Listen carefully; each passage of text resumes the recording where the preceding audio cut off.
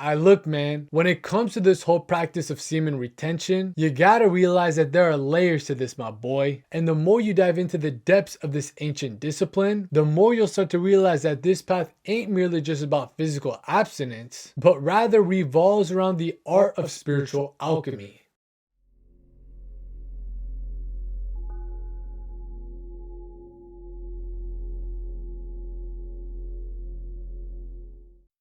Alchemy, the science of understanding, deconstructing, and reconstructing matter. However, it is not an all-powerful art. It is impossible to create something out of nothing. If one wishes to obtain something, something of equal value must be given. This is the law of equivalent exchange,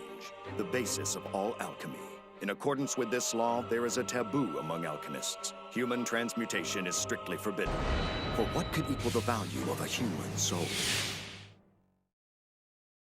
Within the secrets of the seed lies the science of the soul. This is something that many ancient cultures and traditions understood along their quest of unraveling the mysteries of mankind, realizing that the sexual force of man contained the vital essence needed to activate one's higher faculties, with the brain and body acting as essential blueprints to help elevate the individual consciousness beyond its carnal nature in hopes to reconnect with the divine spark that lies within, a core concept that can be seen within the key components of the esoteric art of alchemy, an ancient philosophy aimed at uncovering this inner process of spiritual purification, yet one that is commonly misunderstood in the modern world we live in today, due to it being shrouded with symbolic metaphors and extensive allegories about experiments, solutions, and other chemical terminology in order to conceal its deeper meanings. However, for those of us who have the ability to read between the lines and decipher the underlying occult wisdom interwoven into these arcane teachings, we'll slowly but surely start to peer past the surface and finally understand the true details of this divine science. So enough said, man. If you're ready to unravel these secrets of sexual alchemy, then just sit back and relax, cause it's time for your boy to break this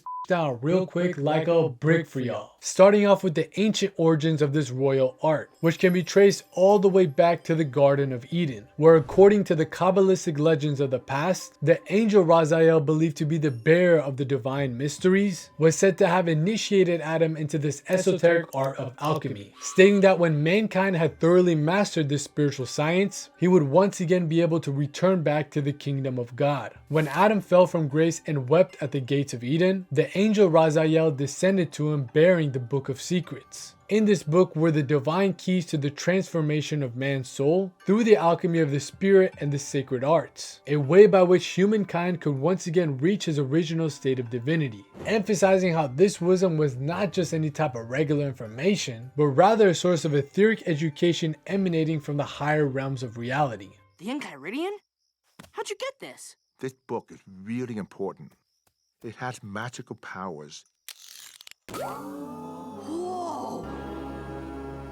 However, these teachings of alchemy were not officially organized into a structured science until reaching the land of Chem, aka ancient Egypt, which is where the name of alchemy actually came from, acting as a derivative from the original word alchemia, with al translating to as the art and chemia meaning to transform, coming together to form the art of transmutation. Now, taking it another step further, these teachings were said to have been resurfaced and revived from its original discovery by the man, the myth, the legend himself, Hermes Trismegistus, aka the thrice greatest, a mysterious figure that can be seen within the history of mankind's spiritual evolution, whether that be as Thoth of Egypt, Hermes of the Greeks, or Mercury of the Romans. The presence of this mythical being has become a universal phenomenon, commonly attributed as being the scribe of all sacred knowledge, which was later on collected and compiled into a specific spiritual science by these secret societies and mystery schools, who funny enough refer to these teachings as the Hermetic arts, an homage to the transcendental wisdom imparted to us by this divine entity. Now, before we go any further, it needs to be noted that to the uninitiated, this whole concept of alchemy was merely seen on the surface level as the science of combining certain substances together in order to induce a specific chemical reaction. But behind the scenes, the true alchemist has nothing to do with solutions, putrefactions, coagulations, or anything of that kind. By transmutation, they meant the conversion of man from his lower states to a higher order of existence, which was commonly referred to as the the Magnum Opus or the Great Work, a symbolic journey that revolves around the idea of formulating the Lapis Philosophorum, aka the Philosopher's Stone, an elusive emblem in esoteric alchemy that was said to contain the ability to transform base metals into gold and produce the elixir of life, also referred to as the divine nectar of immortality. However, for those who eagerly search their entire lives looking externally for the ingredients to create this concoction, unfortunately ended up with nothing but failed attempts at trying to achieve the Great Work, as they never realized that man is a true laboratory of the hermetic arts, and that the main objective of the alchemist was not to obtain the material gold of the multitudes, but rather to regenerate the living gold of the soul. So look, if you ain't trying to end up like these wannabe bozo alchemists, then it's time to stop spinning your wheels around like a goddamn circus clown, as the solution to this sacred stone ain't going to be found out in the flesh, but rather will only be revealed through this inner journey of refining the self, which can be broken down into the three primary elements of alchemy, aka the Tria Prima, consisting of the holy triune of salt, mercury, and sulfur, with salt representing the body, sulfur signifying the soul, and mercury manifesting as a mind, the essential mediator or middleman between the material and celestial realms of reality. Something that is further emphasized within the symbolic imagery of the Greek god Hermes, which, as we mentioned before, is also coincidentally referred to as Mercury by the Romans, depicted as a messenger of the gods carrying knowledge or gnosis from the higher dimensions on over to man in the material plane, alluding to the idea how one's mind, body, and soul, or in this case Mercury, salt, and sulfur, must be in total alignment in order for one to re-access his divine state. This sacred stone is a reflection of the transcendental point of self-realization, where the consciousness of the alchemist elevates beyond the confines of the material world and reunites with the divine source, symbolizing the highest spiritual achievement of the human potential. The Philosopher's Stone? You know, you're the third person to ask me about that. Really? There was a scarred man recently, and many years ago the man's brother came to me, wanting to learn all about the stone. But how do you know so much about the Philosopher's Stone? Because I learned the Grand Arcanum. The Grand Arcanum, what's that? The great knowledge, passed down through the Ishbalan people in whispers and sacred rooms. The Grand Arcanum gave us the power to transform anything in the world to our own design. And so it was declared to be an act against God, and it was made forbidden. The Grand Arcanum is alchemy? Now, this whole concept of combining salt, mercury, and sulfur can also be found within the cryptic formula of the ancient alchemical mandala, a sacred geometrical illustration that was used as a metaphorical map to depict the different stages of this process, consisting of a circle with 3 key points that were inscribed with the words corpus, spiritus, and animus, with corpus correlating to as a body or salt, spiritus symbolizing the psyche or mercury, and animus assimilating to as the soul or sulfur. However, these substances alone were not enough to form the Philosopher's Stone, as there still remains a missing ingredient that needs to be added into the mix in order for the magic to manifest, which is seen within the middle point of the mandala, where these 3 elements of salt, mercury, and sulfur fuse and merge together to form one source with the help of this sacred 4th element commonly referred to as Azoth, aka the universal solvent, an essential agent that allows this whole process of transmutation to take place. And what do you know? Azoth is actually associated with the pure creative energy that is directly correlated to the generative force of your sexual fluids, which, if harnessed properly and redirected from the reproductive organs upwards to the higher faculties of spiritual regeneration, would be the spark that awakens one's divine essence, acting as a gateway back to the Garden of Eden as one's consciousness attains godhood, or in this case, the formation of the Philosopher's Stone, a spiritual phenomenon that can be seen in many other ancient esoteric traditions, such as the Sanskrit concept of Kundalini, the sacred serpentine energy coiled up at the base of our spine, which, if raised from the roots to the crown, will produce the state of cosmic consciousness. Azoth is Shakti, the universal force that animates all living things. It is the sacred fire of the spirit hidden within the divine waters of man, which must be harnessed and transmuted to achieve the great work. Without it, salt, mercury, and sulfur remain stuck in their crude forms. It is only by bathing them in the fiery waters of Azoth where they can be shaped into the Philosopher's Stone,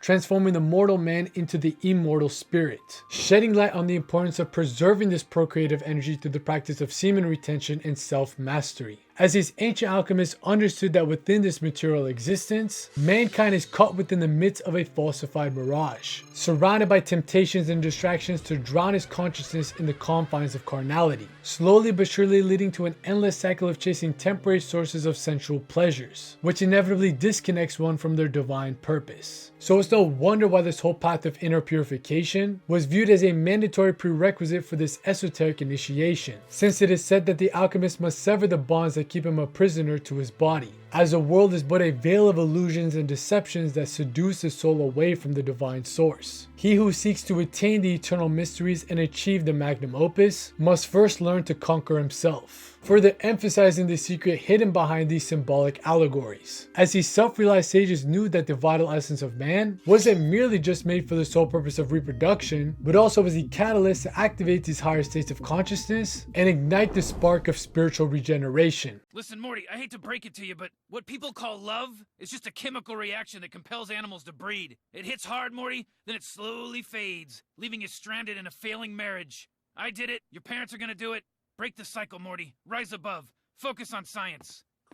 But hold up now, let's not get too ahead of ourselves here, bro, because we still gotta piece up this whole protocol together, which is set to start along the spine, aka the test tube of man, a metaphor for the nervous system or the mind, body, and soul, or the chemicals of mercury, salt, and sulfur, combined together with the ascension of Azoth to transform one's base metals into gold, a process that can be further broken down into 4 distinct stages, each acting as symbolic checkpoints on this road to spiritual regeneration, starting off with the negrito or blackening stage, characterized by decay, dissolution, and the necessary breakdown of the attachments that binds one to their lower self, which of course is kickstarted by the purifying power of preserving one's Azoth. The black work is the alchemical stage of death and decay. It is where the sublimation of Azoth becomes the fuel for the inner alchemist's fire that purges the impurities of the lower instincts and dissolves the dominating animalistic desires, so that the elements of salt, mercury, and sulfur may be reconfigured into a higher unified order, creating the runway for the second phase known as the albedo or whitening stage, where the aspects of salt, mercury, and sulfur are said to be thoroughly cleansed from all impurities from the inside out, which is why this phase is commonly called the alchemical baptism,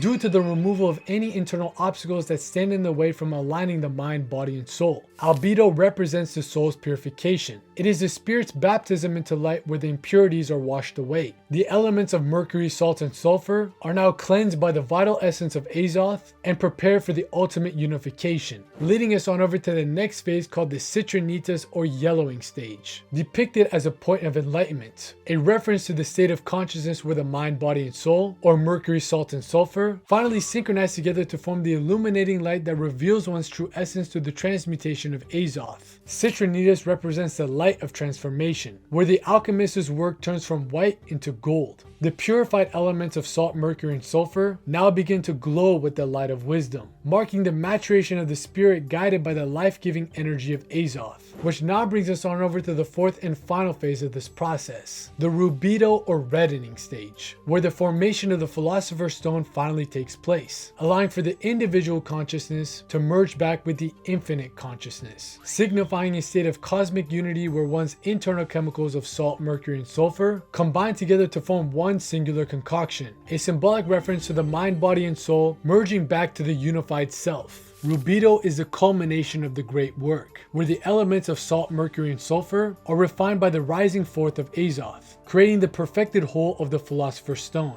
A stage of spiritual rebirth where the alchemist becomes one with the universal mind and drinks from the elixir of life, which is synonymous with the sacred secretions of the endogenous chemicals contained within the esoteric third eye, aka the pineal and pituitary glands, believed to bestow man with the divine knowledge or gnosis needed to uncover the path to liberation. One must leave behind the problems that are troubling and open one's mind eye.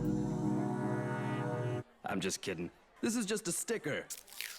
But even with all that said, bro, it needs to be noted that this science experiment of sexual alchemy ain't something that'll be fully understood just by studying these external teachings, as this arcane wisdom is only truly understood through direct experience, allowing you to get a full scope of what this inner journey towards spiritual ecstasy is all about. However, in the modern times we live in today, surrounded with distractions and temptations designed to knock you off course, it's easy to be deceived and fall into the depths of degeneracy, keeping you stuck in the cycle of operating in your lower states of consciousness, which of course further delays and derails your spiritual unfoldment. But fear not, man, cause your boys got you covered with a full blueprint on how you can finally fight back, helping you break free from the shackles of lust and actually leverage the power of your libido to your advantage within the teachings found in the Art of Retention ebook written by yours truly, an essential guide for the modern man to awaken his true potential through the sacred practice of semen retention, providing you with all the practical tools, tips, and techniques you need in order to succeed. So look, man, if you're trying to learn how to turn your base metals into gold, then make sure you go ahead and grab yourself a free copy of the ebook by clicking the link posted in the description box down below, as you'll also be receiving an exclusive invitation to our community Discord server, a place to connect with like-minded men from all over the world and access a wide variety of different resources dedicated to assist you along this journey towards self-mastery. I mean, what more else is there to say? The foundations for your alchemical evolution have been all laid out right in front of you. All that's left is for you to put the formula together and finally formulate your own philosopher's stone, since the Magnum Opus is the true jewel of life that no earthly metals could ever reproduce, as the achievement of this great work and the alignment of the soul transcends beyond the surface of any material desire. So enough said. If you're ready to reveal the hidden treasures of this royal art, then it's time for you to stop searching externally and instead start seeking internally.